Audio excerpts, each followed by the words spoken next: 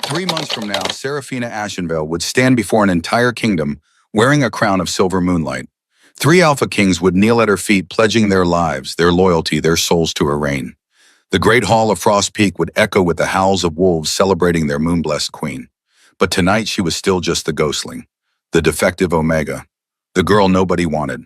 The harvest moon hung heavy and orange over Silverwood Pack territory in Northern California. 200 wolves gathered in the ceremonial clearing, their excitement crackling through the autumn air like static electricity. This was the night young wolves had dreamed about since childhood. The mating ceremony.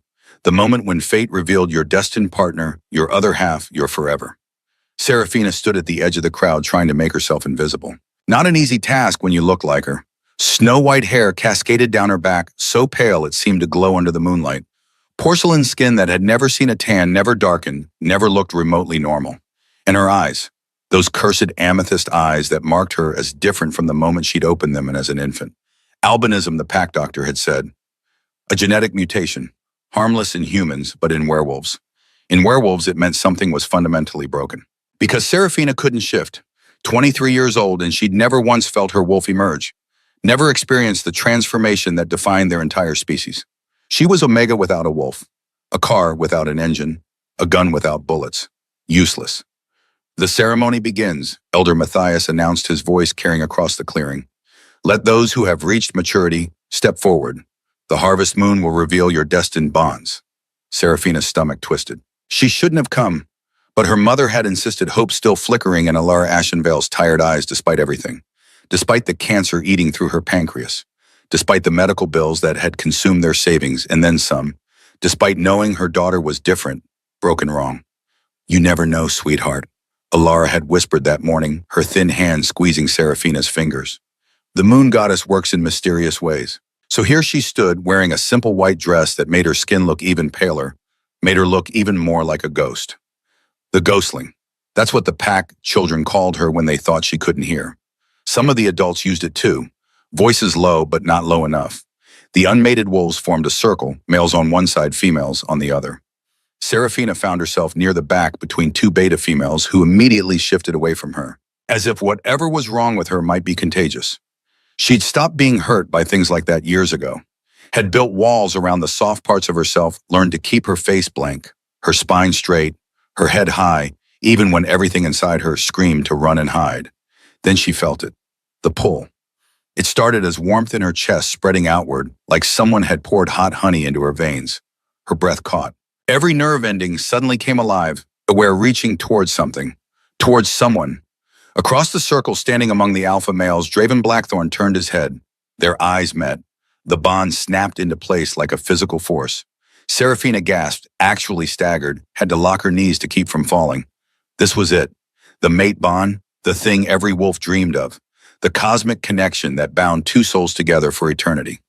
Draven Blackthorn. 26 years old, 6 feet 3 inches of pure alpha power.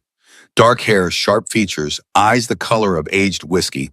Son of the pack alpha, heir to leadership. Strong, respected, capable. And according to the moon goddess herself, destined to be hers.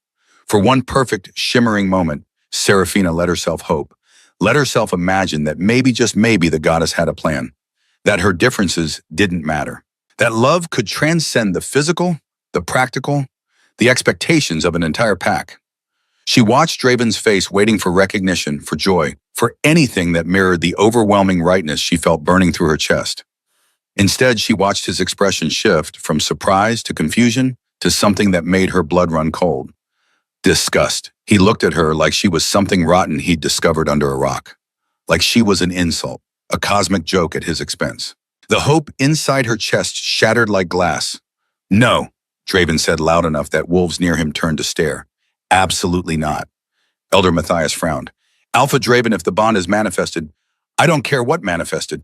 Draven's voice carried across the clearing, now drawing every eye. This is a mistake, some kind of error. Serafina felt her face burning, but she kept it expressionless through years of practice, 200 pairs of eyes boring into her. Whispers starting like rustling leaves. She can't even shift, someone muttered. The ghostling is future Luna. That's impossible. Poor Draven, what terrible luck. Her fingers curled into fist at her sides, nails biting into palms. Don't react. Don't give them the satisfaction. Don't let them see it hurts. Draven strode to the center of the circle, commanding attention without effort. Alpha energy radiated from him, making lesser wolves instinctively lower their eyes. He was everything an alpha should be, everything she wasn't. I invoke my right of rejection, he announced. The whisper stopped. The entire clearing went silent. Rejection was rare, almost unheard of. To reject a mate bond meant going against the moon goddess herself. It was considered taboo, dangerous, a slight against nature. But it was allowed, technically, if an alpha deemed his designated mate truly unsuitable. Elder Matthias looked uncomfortable. Draven, perhaps you should take time to consider. I've considered. Draven's jaw was set, his decision made. He turned to face Seraphina directly, and she forced herself to meet his eyes. To not look away, to not give him that victory too. I, Draven Blackthorn, Alpha Designate of Silverwood Pack, hereby reject the mate bond with Seraphina Ashenvale. The words hit like physical blows. Seraphina felt something tear inside her chest, the bond that had just formed now being ripped apart. It hurt. God, it hurt worse than anything she'd ever experienced. Like someone was pulling her heart out through her ribcage. But she didn't make a sound, didn't flinch, didn't give them the tears they expected. Draven continued, voice ringing with conviction, with certainty, with absolute contempt. You are weak, defective, unable to perform the most basic function of our species. You cannot shift. You cannot bear strong pups. You cannot lead beside an alpha. You are a stain on our bloodline, a mutation, a mistake of nature. Each word was chosen to wound, to humiliate, to destroy whatever dignity she had left. You are unworthy of standing as Luna of this pack, unworthy of the Blackthorn name, unworthy of me. Seraphina's vision blurred at the edges, but she blinked it clear. She would not cry, not here, not in front of them, not ever. She found her voice surprised it came out steady. Is that all? Draven looked momentarily thrown by her calm. He'd expected tears, begging, perhaps rage. Instead, she stood there looking at him like he was something mildly disappointing, but ultimately insignificant. The rejection is noted, Elder Matthias said quietly, clearly uncomfortable with the whole situation. The bond is severed. And just like that, it was done. The warmth in her chest went cold and hollow. The connection disappeared like it had never existed. Seraphina was alone again, untethered, unwanted. The crowd erupted in whispers and speculation and poorly hidden satisfaction. Watching someone fall was always more interesting than watching them succeed, especially when that someone had never belonged in the first place. Seraphina turned and walked away. Not running, though everything in her screamed to flee. Just walking, measured steps, head high, shoulders back. She could feel their eyes on her back, could hear the murmurs. I knew this would happen. Imagine thinking the ghostling could be Luna. She should have stayed home. At least Draven was honest, better than being stuck with her forever. She made it to the tree line before her legs started shaking. Made it another 100 yards into the forest before she had to stop, one hand braced against rough bark, breathing hard. The pain in her chest was physical, actual, real. Worse than any injury she'd ever sustained.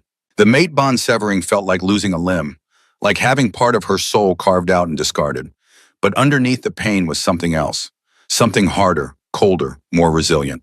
Relief. Because now she knew. Now there was no more hoping, no more wondering if maybe someday things would be different. Now she knew exactly where she stood. Rejected, cast aside, free from the delusion that she might ever truly belong here. Footsteps approached. Seraphina straightened, wiping her face, though no tears had fallen, composing herself. Her younger brother Rowan appeared through the trees. 19 years old, normal brown hair and eyes able to shift since he was 15, like every other healthy wolf. Everything she wasn't. Sarah, his voice was gentle, careful. I'm sorry. Don't be. She kept her tone light, dismissive. It's fine. It's not fine. He was cruel. Unnecessarily cruel. He was honest. Seraphina looked at her brother, seeing the anger on her behalf, the protective fury. Rowan had always defended her, even when it cost him socially, even when other wolves mocked him for having a defective sister. What are you going to do? He asked. Good question. What did rejected Omegas do? Where did they go when their own pack had witnessed their ultimate humiliation? I don't know yet, she admitted. Go home, deal with it, move forward. But when she returned to their small house on the edge of pack territory, she found that moving forward wasn't going to be an option. Her father Theron sat at the kitchen table, head in his hands. The scent of whiskey hung heavy in the air despite the early hour. Bills covered every surface, red stamps screaming, past due, final notice, payment required. Her mother lay in bed in the next room, sleeping restlessly, body ravaged by cancer they couldn't afford to treat. The experimental protocol that might save her cost $850,000. Their insurance had capped out at $200,000. The rest impossible, unattainable, a fantasy. Rowan's scholarship to MIT covered tuition but not living expenses. $60,000 a year just to house and feed himself while getting the education that could change his life. Money they didn't have. And Theron's gambling debts. $320,000 owed to the casino on the Indian reservation 2 hours south. Money borrowed desperately foolishly trying to save Alara when conventional medicine had failed. Money now owed to people who didn't accept excuses or extensions. Serafina looked at the ruins of her family and felt something crystallize inside her, a decision forming without conscious thought.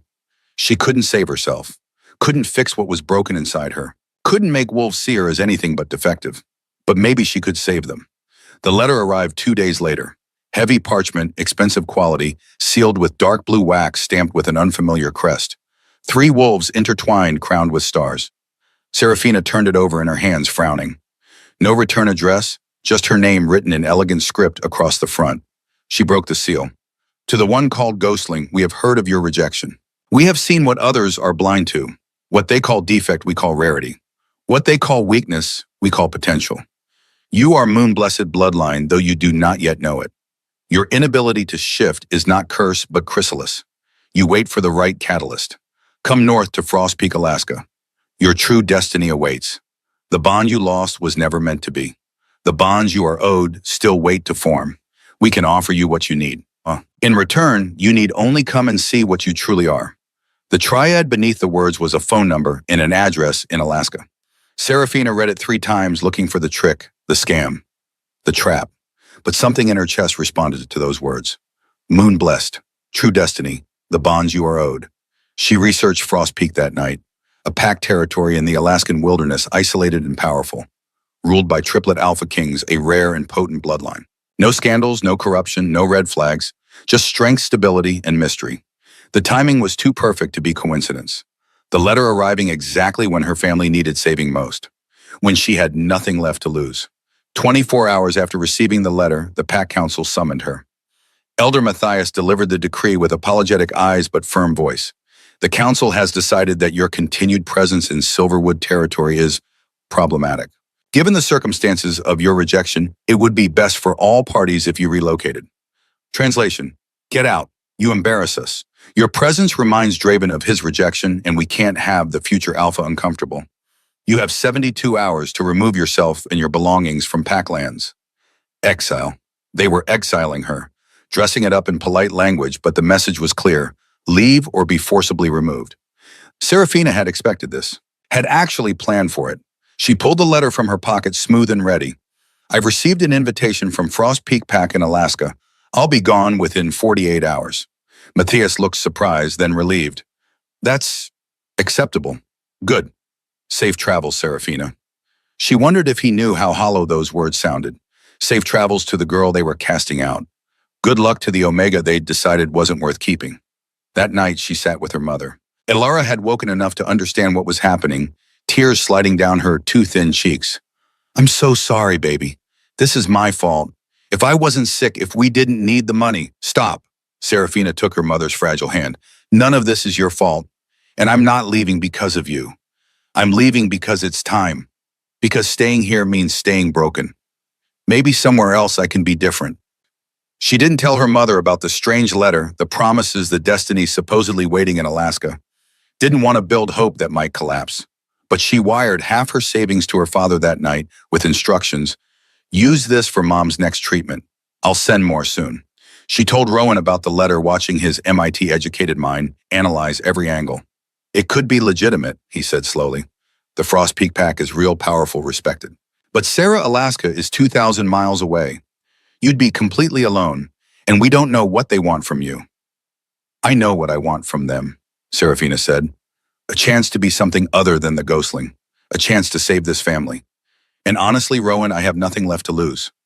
Her brother pulled her into a tight hug. Promise me you'll be careful. Promise me if anything feels wrong, you'll run. I promise. She packed light. 1 suitcase of clothes, a box of photos, her mother's recipe book, her grandmother's silver locket. Everything she owned fit in the back of her 12-year-old Toyota with room to spare. The night before she left, she drove past the Blackthorn house, saw lights blazing, heard laughter and music. Draven was probably inside celebrating his narrow escape from being tied to a defective Omega forever. She didn't feel anger, didn't feel heartbreak. Just a cold, clear certainty that he'd made his choice and she'd made hers. His loss. 47 hours after the council's decree, Seraphina Ashenvale crossed the Silverwood Pack border for the last time. In her rearview mirror, the only home she'd ever known disappeared behind curves in the road. Ahead, 1,200 miles of highway stretched toward Alaska, toward Frost Peak, toward whatever destiny or disaster waited in the frozen north. She drove through the night, stopping only for gas and bathroom breaks, drove through California, through Oregon, through Washington into Canada. The landscape changed, gradually became wilder, emptier, more primal. She crossed into Alaska 3 days later, exhausted, but wired, running on coffee and stubborn determination. The address led her deep into the mountains, hours from the nearest town. Snow already dusted the peaks, despite it only being October. The road became rougher, narrower, until she wondered if she'd made a wrong turn. Then she saw it. Frost Peak Castle rose from the mountainside like something from a fairy tale. Stone towers peaked roofs, walls that looked ancient and impenetrable. Northern lights danced green and purple across the sky above it, nature's spotlight on this impossible place. Seraphina stopped the car, staring. This was real. This place actually existed. And somewhere inside those walls, something was waiting for her.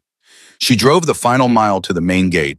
Before she could figure out how to announce herself, the massive doors swung open. An invitation, or a trap, only one way to find out. Seraphina drove through heart-pounding, hands steady on the wheel. The courtyard was enormous, designed to hold hundreds of wolves. Empty now except for 3 figures standing in a line waiting. 3 identical men. Seraphina parked and stepped out of her car, suddenly aware of how she must look. Rumpled from days of driving, pale, even in the Arctic cold, white hair whipping in the wind. The ghostling arriving at the Castle of Kings. But she lifted her chin and walked toward them, refusing to appear weak or afraid. As she got closer, details emerged. They were identical triplets, tall and broad-shouldered, built like warriors, late 20s, maybe 30. But their eyes were different colors, the only way to tell them apart. The one in the middle had silver-gray eyes that seemed to look straight through her, reading thoughts she hadn't spoken. Strategic intelligence radiated from him like heat. The one on the left had storm-blue eyes, restless and intense energy barely contained under rigid control.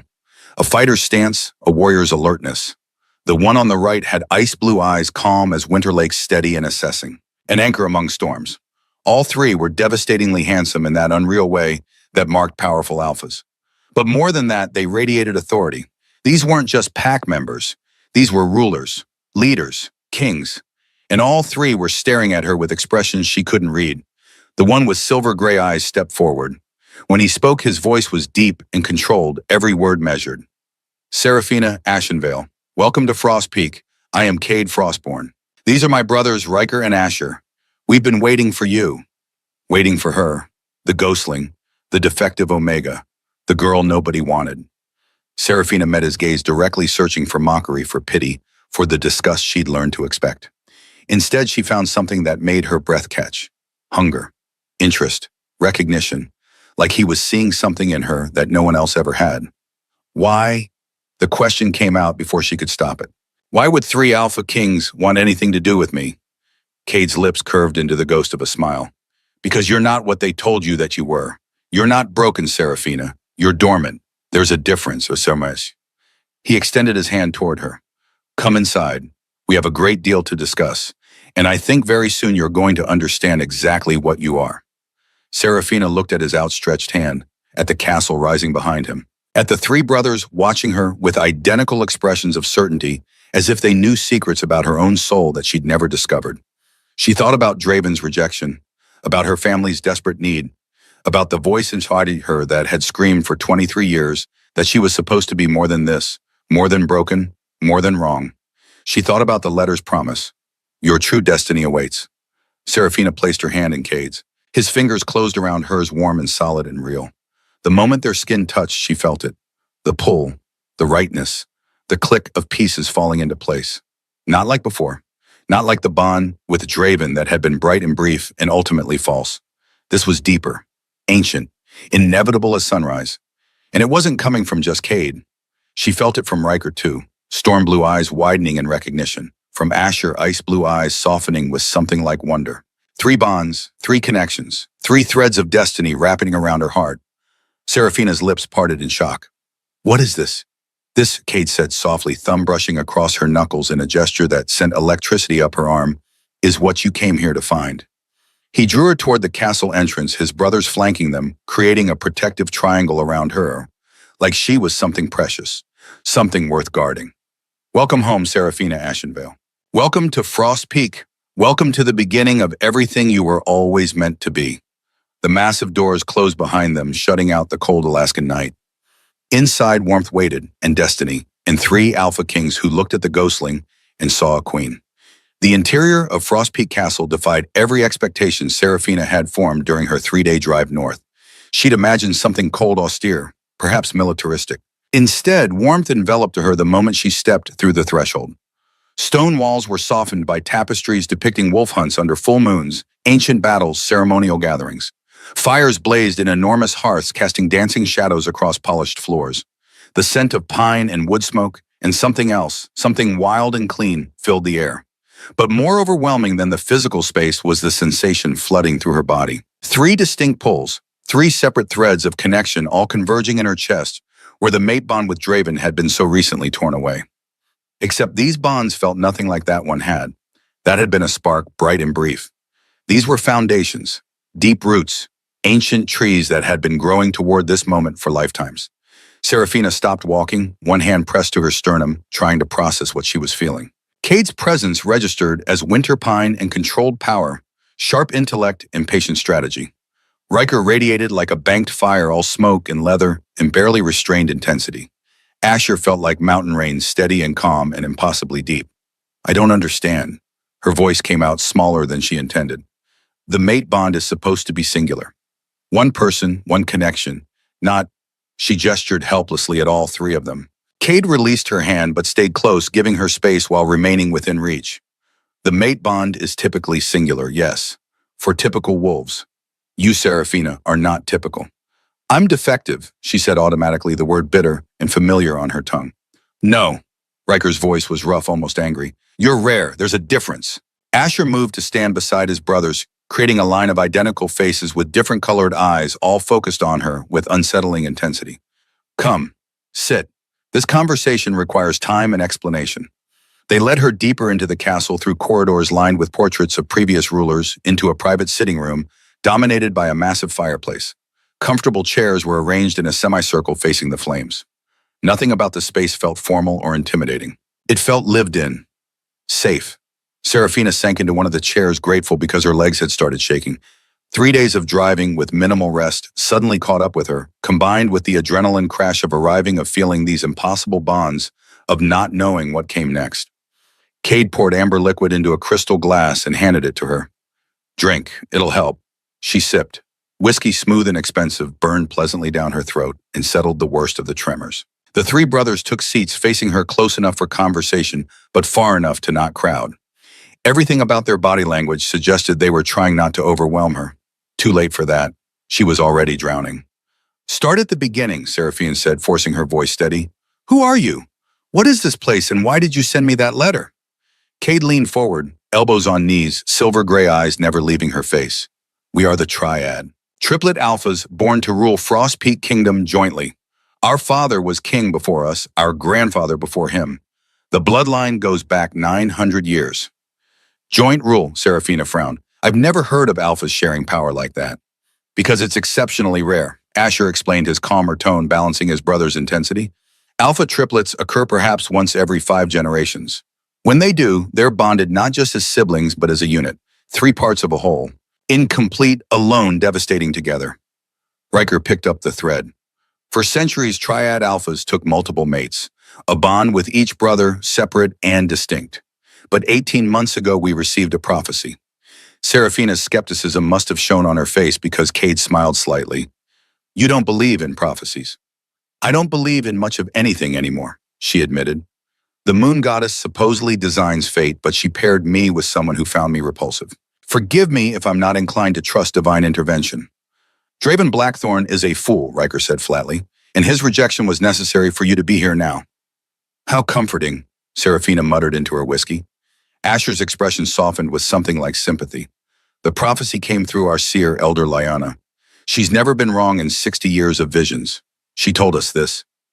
When White Wolf walks under Frostpeak Moon, three kingdoms unite as one. The dormant will wake, the rejected will reign. Three bonds converge in a single soul. The words sent chills down Seraphina's spine despite the fire's warmth. She set down her glass with careful precision. White Wolf, you think that's me? I can't shift. I've never shifted. I'm 23 years old and I don't even know if I have a wolf inside me. You do. Cade's certainty was absolute. Your wolf isn't absent, Seraphina. She's sleeping, waiting for the right catalyst to wake her. And you think that catalyst is you, all three of you.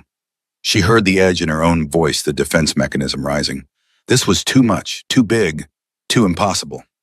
We think, Cade said carefully, that the moon goddess doesn't make mistakes. She makes plans. Draven rejected you because you were never meant for him. You were meant for us, all three of us. A triad mate for a triad of alphas. Seraphina stood abruptly, needing to move to pace to do something with the energy crackling under her skin. This is insane. You invited me here based on a prophecy about a white wolf when I can't even shift. You talk about destiny and fate when you don't even know me. I could be anyone. Anything. You're not anyone. Riker stood too, and God, he was tall, broad, radiating that barely controlled intensity that made her want to step closer and run away simultaneously. We've been watching you for months, Seraphina. Not creeping, not stalking, just aware. When the prophecy came, we started paying attention to rumors of wolves who didn't fit the standard mold. Your name kept appearing. The defective Omega of Silverwood, she said bitterly. The moon-blessed bloodline hidden in plain sight, Asher corrected quietly. Your albinism isn't a mutation. It's a marker. The ancient text described the moon-blessed as having skin like starlight and eyes like amethyst stone, as being unable to shift until the proper bonds formed, as possessing abilities that transcended typical wolf senses. Seraphina's hand went unconsciously to her throat, to the pulse fluttering there. I don't have special abilities. I'm just broken differently than most people. Can you sense emotions? Kate asked. Not just reading body language, but actually feeling what others feel. She opened her mouth to deny it, then stopped. Because yes, she'd always been able to do that. Had thought everyone could until she'd mentioned it at age 7 and been told normal wolves didn't work that way. Sometimes, she admitted reluctantly. Can you see in complete darkness? Riker pressed. Not just better than humans, but actually see clearly when there's no light source at all. Her eyes had always worked that way. She'd assumed it was an albinism quirk, the lack of pigment affecting her vision somehow. Yes. Can you hear heartbeats from distances that shouldn't be possible? Asher's ice-blue eyes were gentle but relentless. Track people not by scent, but by the unique rhythm of their pulse. Seraphina sank back into the chair legs, suddenly weak. How do you know these things about me? Because they're documented abilities of the moon-blessed bloodline, Cade said. A lineage thought extinct 300 years ago. But bloodlines don't disappear, Seraphina. They just sleep, waiting for the right generation, the right circumstances, the right bonds to reawaken them. She stared at the fire, watching flames devour wood, transforming solid matter into light and heat and ash, destruction and creation simultaneously. Why me? The question came out barely above a whisper. Even if everything you're saying is true, even if I'm this moon-blessed bloodline, why do you want me? You're kings. You could have anyone. Why choose someone broken? You're not broken. All three of them said it simultaneously, voices overlapping, creating an echo that resonated in her chest. Cade knelt in front of her chair, bringing himself to eye level. This close, she could see flecks of darker gray in his silver eyes, could smell the winter pine scent that clung to him, could feel the heat radiating from his body. Listen to me, Seraphina. You have been told lies your entire life, that you're defective, wrong, less than.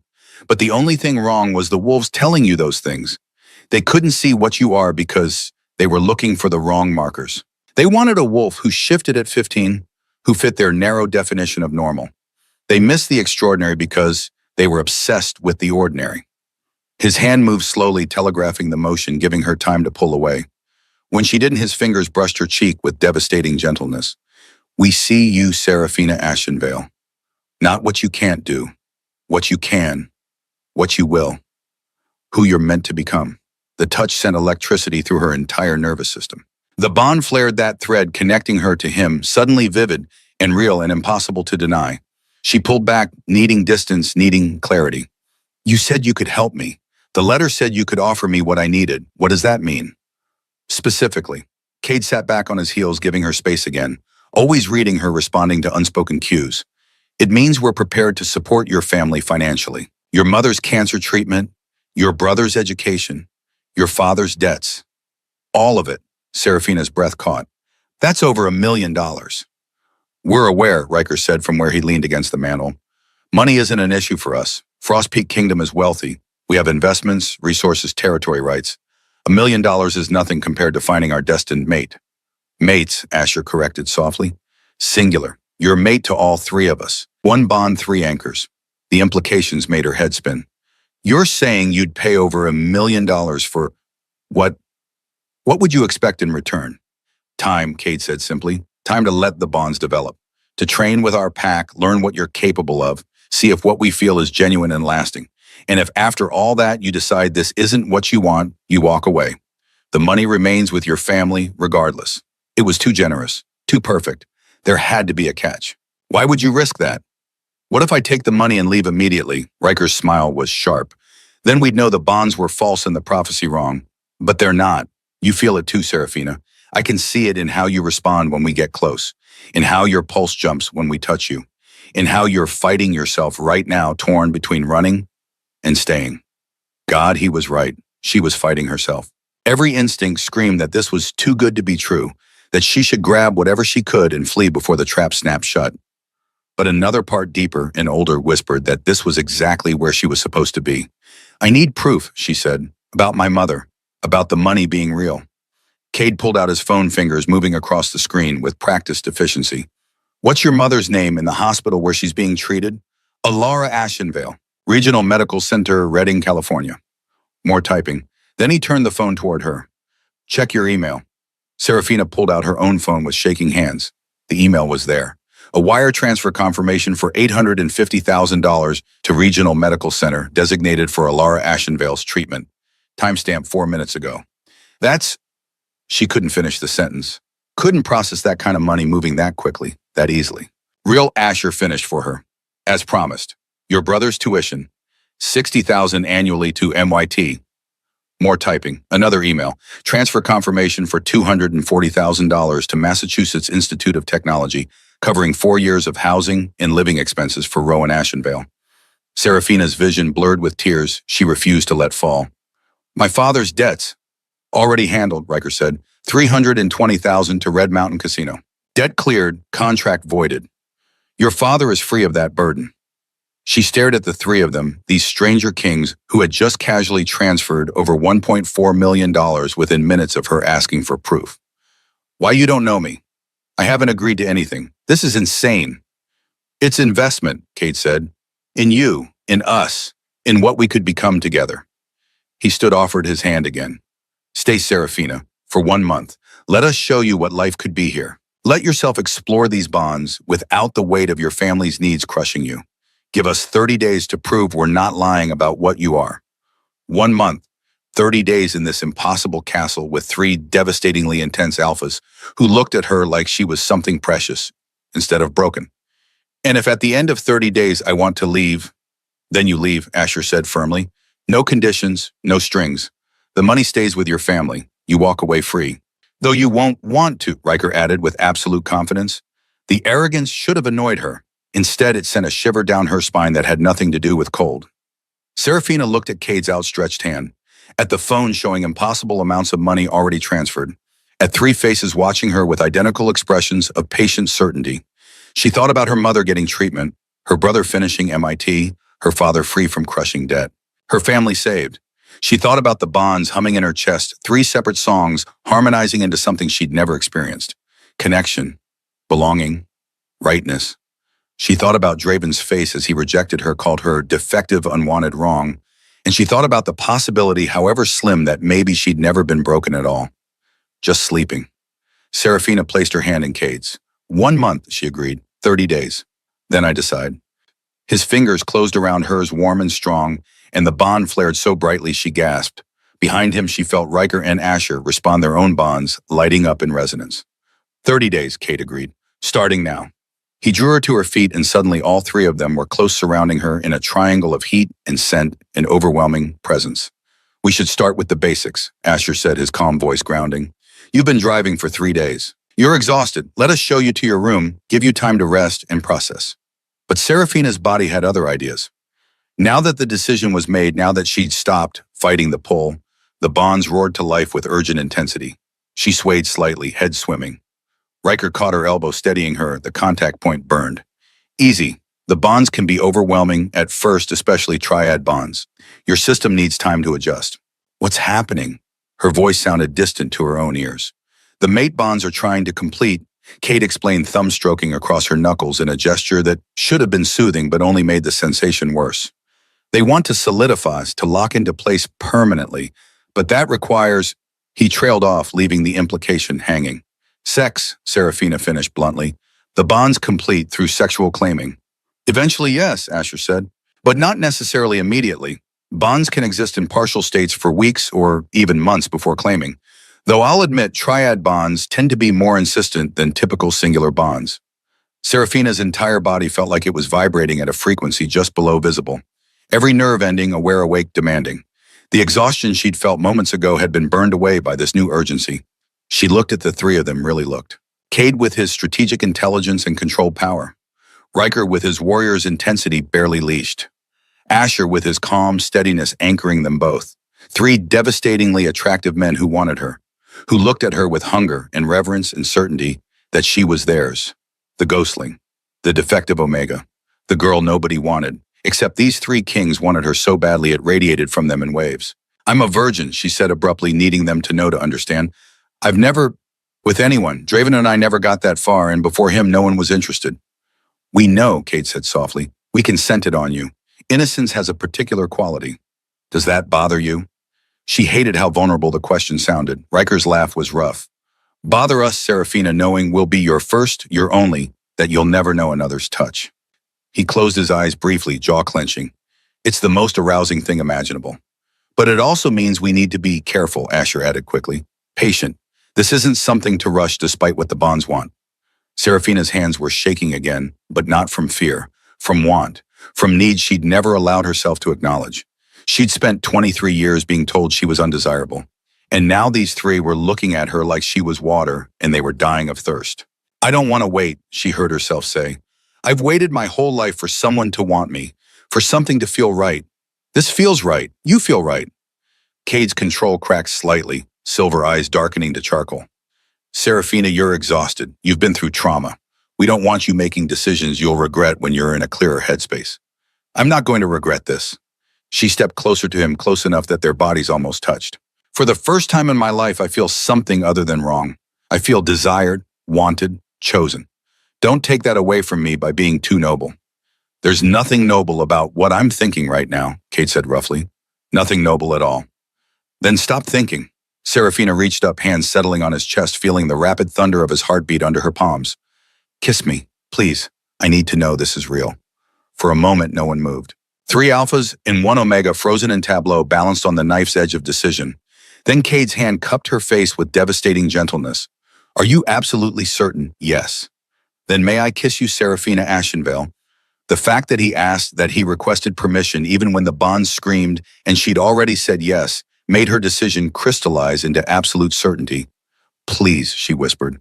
Cade's lips met hers with a control that must have cost him tremendously. She made a small sound, pressing closer, and his control fractured. The kiss deepened his tongue, requesting entrance, and she opened for him without hesitation. Cade tasted like whiskey in winter and dark promises. His hand slid into her white hair, angling her head for better access, and the bond between them roared to full brilliance. When they finally broke apart, Serafina was breathing hard, lips swollen, body singing. Behind Cade, Riker and Asher watched with identical expressions of barely restrained hunger. My turn, Riker said, voice rough as gravel. Serafina nodded beyond words and Riker stepped forward. Where Cade had been controlled, Riker was fire. His kiss was demanding, consuming all the intensity she'd sensed in him, unleashed in a single point of contact. She gasped against his mouth and he swallowed the sound, one hand spanning her waist, the other cradling her skull. He kissed her like he was trying to devour her, possess her mark, her from the inside out. When he pulled back, they were both shaking. Asher, Serafina managed, and the third brother was already there. His approach was different from both brothers. He gathered her close arms wrapping around her waist, holding her against his body with a gentleness that somehow felt more intimate than Riker's intensity. Then he kissed her, slow, deep, thorough. Like he had all the time in the world and intended to use every second learning exactly what made her melt. By the time all three had kissed her, Serafina could barely stand. The bonds were incandescent, three separate threads now blazing so bright she could see them behind her closed eyelids. "Bedroom," Cade said, voice strained. "Now, before I take you on the floor of this sitting room like an animal." They moved as a unit, the three brothers surrounding her hands, guiding but not forcing as they navigated through corridors to a massive bedroom. The space was dominated by an enormous bed that could easily fit four people draped in silver and navy fabrics. Serafina's heart hammered. This was happening. This was real.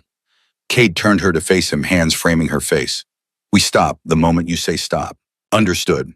No matter how far we've gone, no matter what's happening, you say the word and everything halts immediately." "What's the word?" Her voice came out breathier than intended. "Mercy," Asher said from behind her. "Your safe word is mercy. Use it if you truly need us to stop." "Otherwise," Riker added, "we're going to learn every sound you can make, every way to make you shake, every limit of pleasure your body can withstand." The words sent heat pooling low in her belly. "Yes, please. I want this." "Then let us undress you," Cade said. "Slowly. We want to savor every moment of this." His hands went to the buttons of her shirt, calloused fingers surprisingly dexterous. One button, two, three, each revealing another inch of pale skin that had never seen the sun, never been touched with desire. Serafina fought the urge to cover herself to hide the body she'd always been told was wrong. But the way they looked at her eyes dark with want made that impossible. "Perfect," Riker breathed as her shirt fell away, leaving her in just her bra and jeans. "Absolutely perfect." Asher's hands settled on her hips, thumbs stroking the strip of skin above her waistband. "May I?" She nodded, and he unfastened her jeans, drawing them down her legs with aching slowness. She stepped out of them, standing before three fully clothed men in nothing but simple cotton undergarments. She should have felt vulnerable, exposed. Instead, she felt powerful, desired, right. "Your turn," she said, surprised by the steadiness in her voice. "I want to see you too." They undressed with efficient grace, revealing bodies sculpted by training and genetics into weapons of muscle and sinew. Scars marked their skin, testaments to battles fought and survived. They were beautiful and terrifying, and entirely focused on her. Cade reached around her back, fingers finding the clasp of her bra. "May I Yes." The fabric loosened, fell away. Cool air kissed her bare breasts, and she shivered, not from cold, but from the weight of their stares. "I'm small," she said, hating the defensive note in her voice. "I know I'm not perfect," all three said in unison, and somehow that made it true. Riker's hand cupped one small breast with reverent care, thumb brushing over the sensitive peak. Sensation shot straight to her core, and she gasped. "So responsive," he murmured. "I wonder what other sounds we can make you make." Asher's hands went to her hips, fingers hooking in the waistband of her underwear. "Last barrier. May we?" Serafina's breath caught, heart racing, but she nodded. "Yes." The fabric slid down her thighs, leaving her completely bare before them. 23 years of virginity, of untouched flesh, of waiting for someone to want her enough to see past her differences. These three looked at her like she was a miracle. Cade guided her to the bed, laying her down on soft sheets with careful reverence. "We're going to touch you now. Learn what you like. Build your pleasure slowly until you can't take any more. And then," her voice was barely a whisper, "then I'm going to make you mine," Cade said, eyes burning. "Claim you completely. Mark your body so every wolf in existence knows you belong to Frost Peak. To us. After Cade, I'll take you," Riker added, voice rough. "Different. Harder. Show you what it means to be claimed by a warrior. And when they're finished," Asher said gently, "I'll put you back together. Worship every inch of skin they've marked. Make love to you until you understand that this is forever."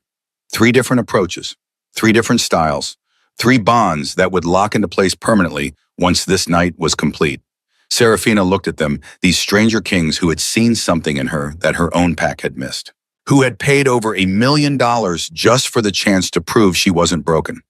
"Then stop talking," she said, "and show me." Cade's hands moved with deliberate slowness, tracing patterns across Serafina's ribs, her stomach, the curve of her hip. Every touch was a question asked and answered by the way her breath hitched, her body arched, her fingers curled into the sheets. "You're trembling," he observed, voice low and controlled, despite the hunger she could see in his silver gray eyes. "I'm nervous," she admitted, "and excited, and terrified, All at once. Good. His thumb circled her navel, spiraling outward in increasingly intimate paths. Fear sharpens sensation, makes everything more intense. But the moment it becomes too much, you say the word. Mercy, she whispered, committing it to memory. Mercy, he confirmed. Then his hand moved lower, and thought became impossible. The first touch was feather light, barely contact at all, but Seraphina's entire body jolted like she'd been electrified. No one had ever touched her there. She'd touched herself, brief experimental explorations that had felt shameful and wrong, never pursued to completion. This felt neither shameful nor wrong. This felt inevitable. So responsive, Riker said from where he knelt beside the bed, his storm blue eyes tracking every micro-expression that crossed her face. Look at how she's already flushed, already breathing hard, and we've barely begun. Cade's fingers explored with methodical thoroughness, learning her topography, cataloging what made her gasp versus what made her moan. When he found the small bundle of nerves that made her cry out, he smiled with dark satisfaction. There, that's what you need, isn't it? He circled that spot with maddening precision, building pressure and heat in waves that crashed through her nervous system. Seraphina's hands fisted in the sheets, hips lifting involuntarily, seeking more friction, more pressure, more everything. Please, she heard herself beg, shame burned away by desperate need. Please, what? Cade's voice was patient, relentless. Tell me what you want, Seraphina. I don't know, she gasped. I don't know what comes next. Asher's hand smoothed her white hair back from her face, his touch grounding. You're climbing toward release. Your body knows what to do even if your mind doesn't. Let go. Stop thinking. Just feel. The pressure built impossibly higher, spiraling tighter in her core until it felt like she would shatter from the force of it. Every muscle tensed, every nerve ending, singing her entire world narrowing to the point where Cade's fingers worked with devastating skill. Then it broke. The orgasm crashed through her like a tidal wave, obliterating thought, drowning her in sensations so intense it bordered on pain. She cried out, body convulsing, muscles clenching as pleasure rolled through her in relentless waves. When she finally came back to herself, gasping and trembling, all three brothers were watching her with expressions of fierce satisfaction. Beautiful, Asher murmured. Absolutely beautiful. And that was just the beginning, Cade said, withdrawing his hand with careful gentleness. Your body is capable of so much more. We're going to show you exactly how much. Seraphina's mind was still foggy with aftershocks, but she managed to focus on his face. Now, Cade confirmed. He positioned himself between her thighs, the evidence of his own arousal impossible to ignore. This will hurt at first. Your body needs to adjust, but I'll go slowly. Stop me if it becomes too much. She nodded, unable to form words, and he began the careful process of joining their bodies. The pressure was immediate and overwhelming. Seraphina's breath caught, hands flying to Cade's shoulders, fingernails digging into muscle. Breathe, he instructed, holding perfectly still, despite what it must be costing him. Your body needs to relax, trust me. She tried focusing on her breathing, on the bond humming between them. On the way, his eyes never left her face. Gradually, infinitesimally, her muscles unclenched. Cade moved deeper, inch by careful inch, giving her time to adjust. When he finally seated himself completely, they both went still, breathing hard. Okay. His voice was strained, control fracturing at the edges. Okay, she managed. It doesn't hurt anymore. It feels full, strange, but not bad. It gets better. He began to move slow, shallow thrusts that built friction and heat. Much better.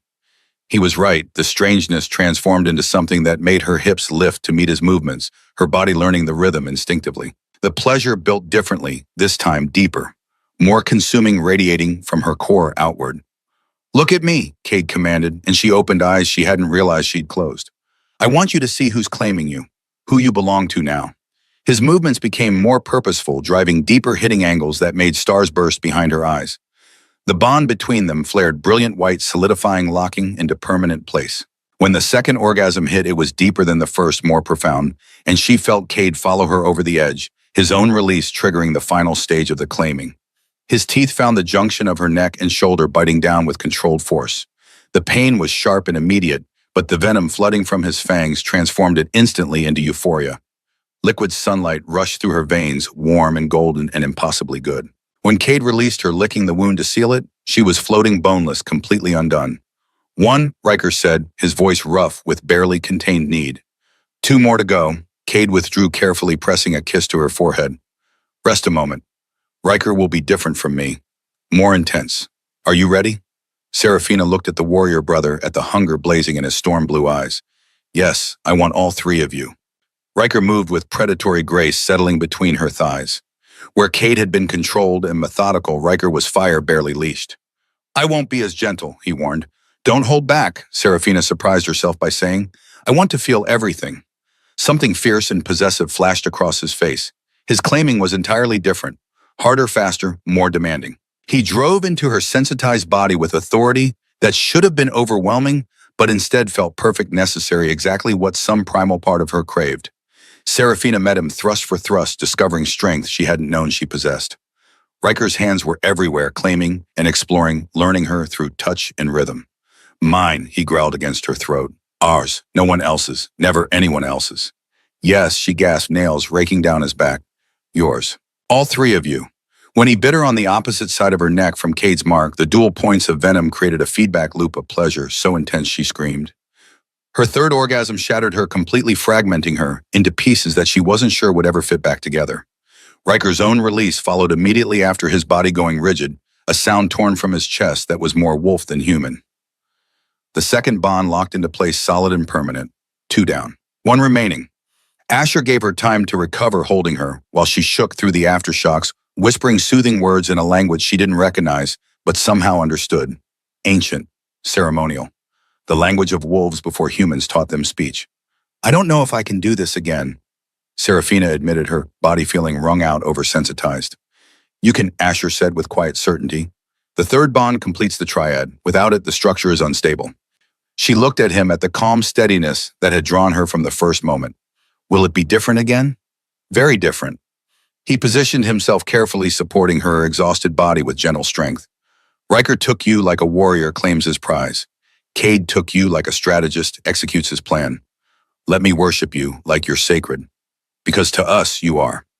His entry was slow, reverent, giving her hypersensitive body time to adjust. Asher moved like water, fluid and patient and utterly thorough. He paid attention to every sound, every reaction, adjusting to maximize her pleasure, while his own remained secondary. This wasn't about conquest or strategy. This was devotion. You're extraordinary, he murmured against her lips between kisses. Not despite your differences. Because of them. Every part of you is exactly as it should be. Tears leaked from the corners of Serafina's eyes, overwhelmed by sensation and emotion in equal measure. No one had ever looked at her this way, touched her like she was something precious instead of broken. The fourth orgasm built slowly, a gradual crescendo rather than sharp peaks. When it finally crested, it felt like coming home, like finding a piece of herself she hadn't known was missing. Asher's claiming bite at the base of her throat, where neck met chest, completed the triangle. 3 marks, 3 bonds, 3 souls anchored to hers for eternity. The moment all 3 bonds locked simultaneously, power exploded through Serafina's body. Light erupted from her skin, silver and brilliant, flooding the room with radiance. She felt something inside her that had been dormant for 23 years suddenly wake. Her wolf. The presence was unmistakable, powerful, ancient beyond measure. It surged through her consciousness like a tsunami, and for the first time in her life, Serafina understood what she truly was.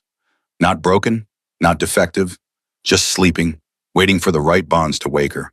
The light faded gradually, leaving the 4 of them tangled in sheets, breathing hard, forever changed. What was that? Serafina's voice was hoarse. That, Cade said with deep satisfaction, was your wolf recognizing her mates. The bonds are complete.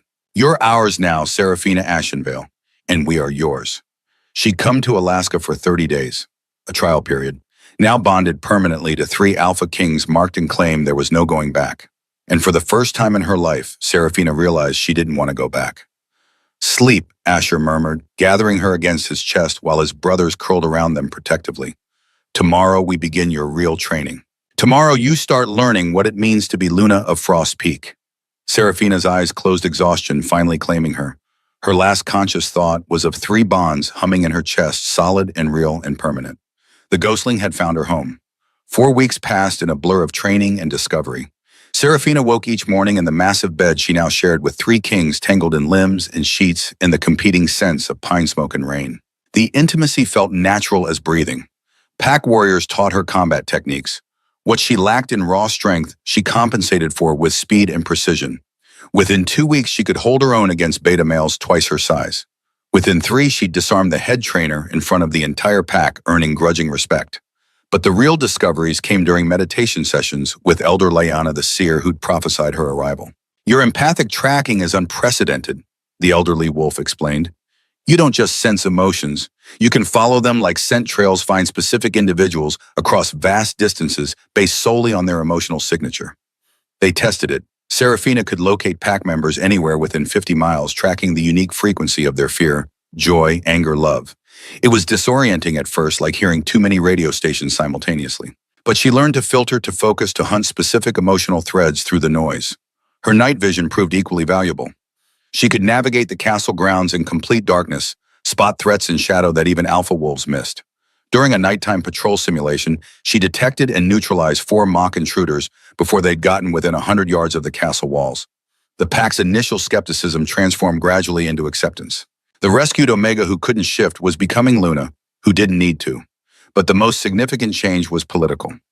3 weeks after her arrival, delegations from neighboring territories began visiting Frost Peak. Word had spread that the Triad had found their mate, that the prophecy might be true, that the moon-blessed bloodline lived again.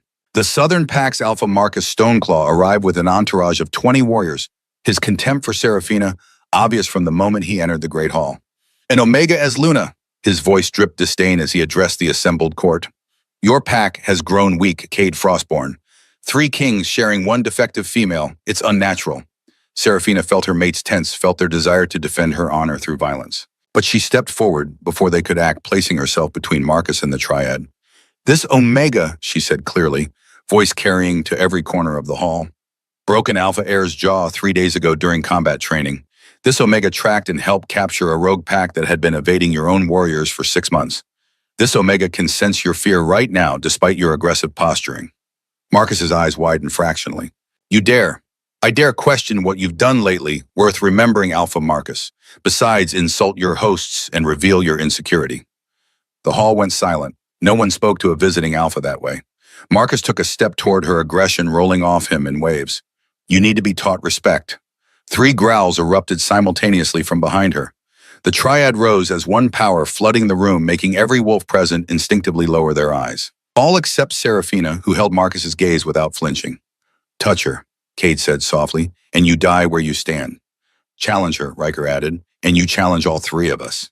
"Insult her again," Asher finished, "and your entire pack will be barred from our territories permanently." The unified front was devastating. Marcus backed down, hands raised in reluctant surrender. "My apologies," he ground out. "I spoke hastily." "Accepted," Serafina said graciously. "Please join us for the evening meal. I'm curious to hear about your territory's success with the new hunting grounds." The shift from confrontation to diplomacy was seamless, and she saw respect flicker across Marcus's face despite himself. By the end of the evening, he was speaking to her as an equal, asking her advice on pack management. It became a pattern. Visitors arrived skeptical and left convinced. Serafina's combination of empathic awareness, strategic thinking, and genuine kindness won over even the harshest critics. The pack elders began seeking her counsel. She could sense when wolves were lying, could read true intentions beneath false words, could navigate pack politics with preternatural skill. Elder Brutus, who'd questioned her worthiness at the first council meeting, publicly apologized after she'd helped mediate a territorial dispute that had lasted 3 generations. "I was wrong about you," he admitted before the entire council. "You are precisely the Luna we needed, not despite your differences, but because of them." The formal coronation ceremony was scheduled for the end of her 4th week. Every pack member would attend, would witness her official acceptance, as Luna would pledge their loyalty to her leadership. But 2 days before the ceremony, everything changed. Serafina woke in the middle of the night, gasping hand pressed to her chest. Something was wrong. Terribly wrong. She could feel it through the bonds, a wrongness that made her skin crawl, and her wolf paced restlessly. "What is it?" Cade was instantly alert, all 3 mates responding to her distress. "Someone's here," she whispered. "Someone who shouldn't be. Someone who wants to hurt us." They didn't question her. Within minutes, the castle was on alert, warriors mobilizing, perimeter defenses activated. Serafina followed the thread of malicious intent, tracking it through the castle corridors like a bloodhound on a scent. It led her to the guest wing, to rooms occupied by the delegation from Silverwood Pack, her former pack, who'd arrived yesterday with diplomatic overtures and gifts.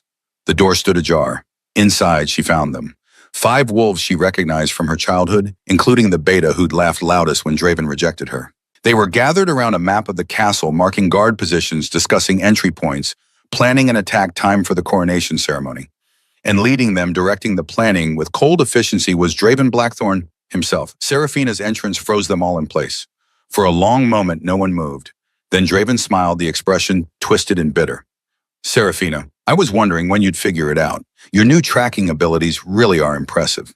You're planning to attack during my coronation.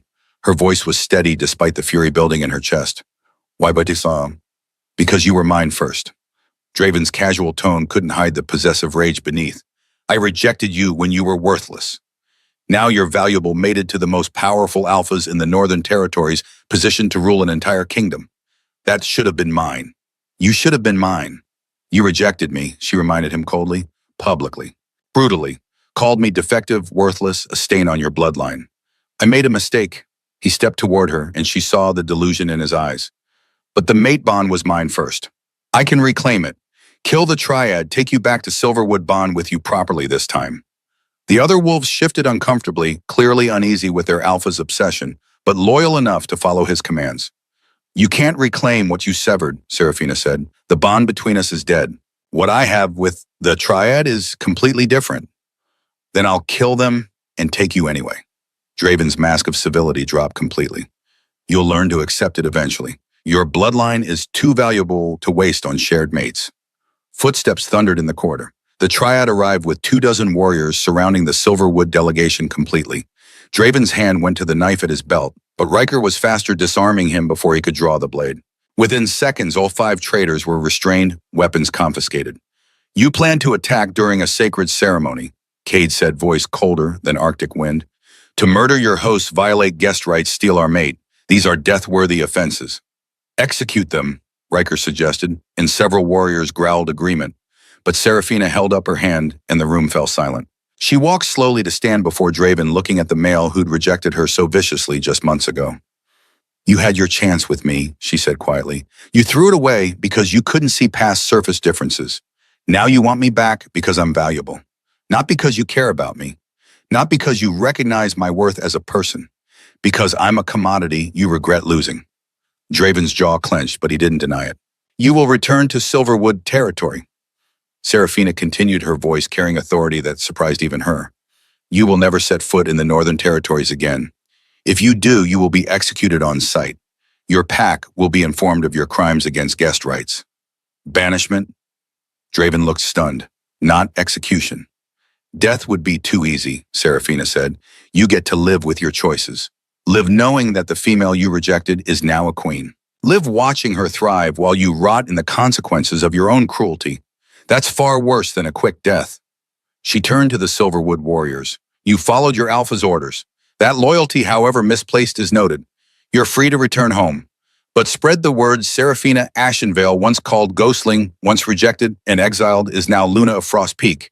And she is not as forgiving as she appears. The warriors were escorted from the territory immediately, Draven's protests echoing uselessly as he was forcibly removed. When they were gone, Seraphina sagged against Asher, adrenaline fading, leaving her shaking. You showed him mercy, Kate observed. I showed him truth, she corrected. Mercy would have been forgetting. He gets to remember. Forever. That's worse. 2 days later, the coronation proceeded as planned. The Great Hall was filled to capacity. Wolves from a dozen territories gathered to witness the ceremony. Seraphina wore silver and white colors of the moon in winter. The dress was elegant without being ostentatious, marking her as Luna, without diminishing her as warrior. Elder Lyanna performed the ceremony, ancient words in the language of their ancestors, invoking the moon goddess's blessing. The Triad knelt before her in sequence. Cade first pledging his strategy and mind to her service.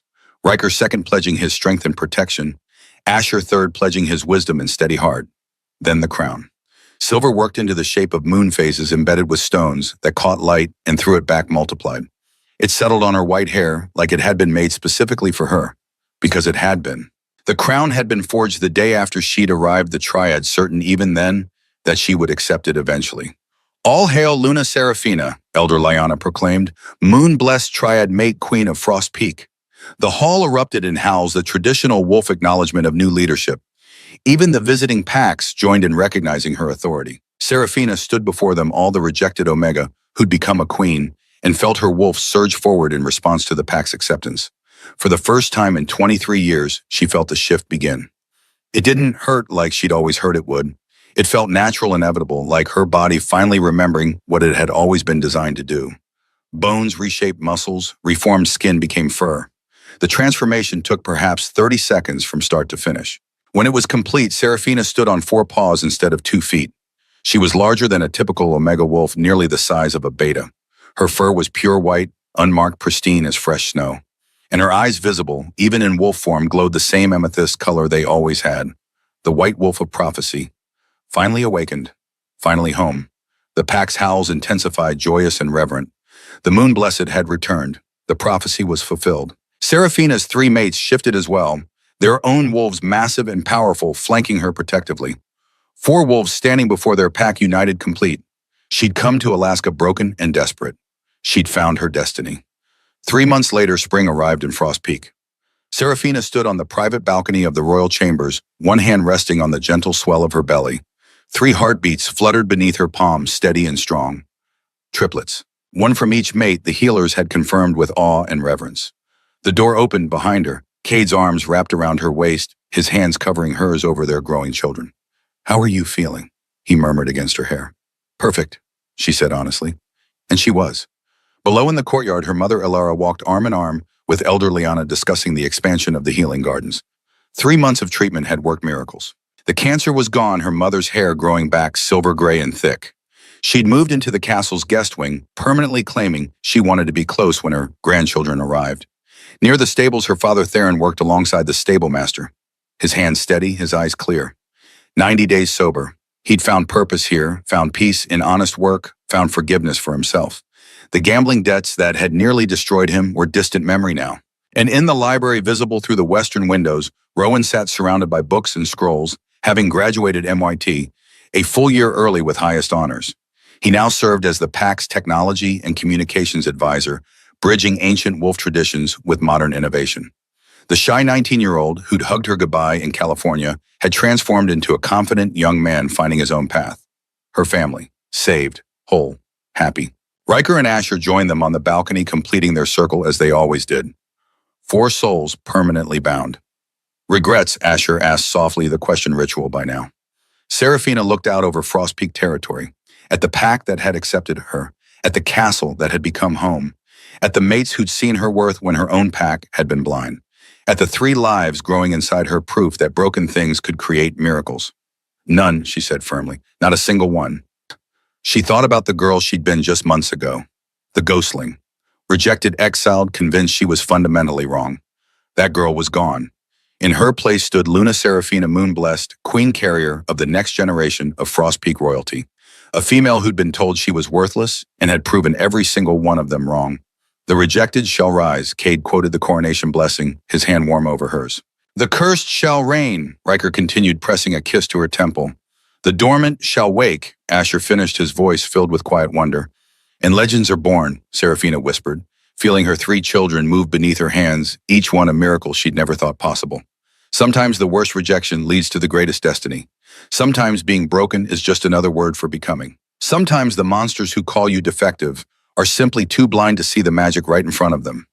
Draven Blackthorn had called her a stain on his bloodline. Now she carried a bloodline that would change the supernatural world forever.